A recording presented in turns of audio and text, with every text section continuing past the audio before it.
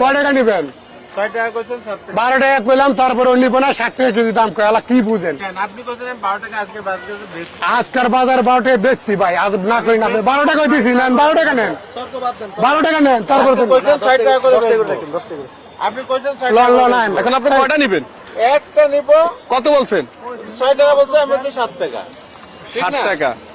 মানে আপনি যে ভিডিওতে বলছেন কষ্টের জ্বালায় 6 টাকা, এখন ওনারা ওই 6 টাকায় নিতে চাচ্ছে। ভাই 10 টাকা নেন, আপনি তো একটা নেবেন, 10 টাকা কেজি নেন, একটা নেন। উনি পাইকারের জন্য বলছে ভাই, পাইকারির জন্য বলছি। আপনি তো খুচরা ব্যবসায়ী, ওই যে 6 টাকা বললেন এই জন্য ওনারা 60 টাকা বলতেছে। ওনারা নিবে এক পিস নিয়ে, এক পিস নিলে আরো খরচ বেশি।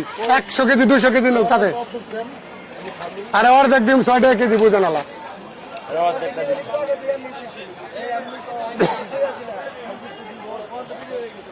একটু পরে একটু হাতলাম, এমনি নিচ্ছে একজন 1 কেজি গেল, একজন 2 কেজি।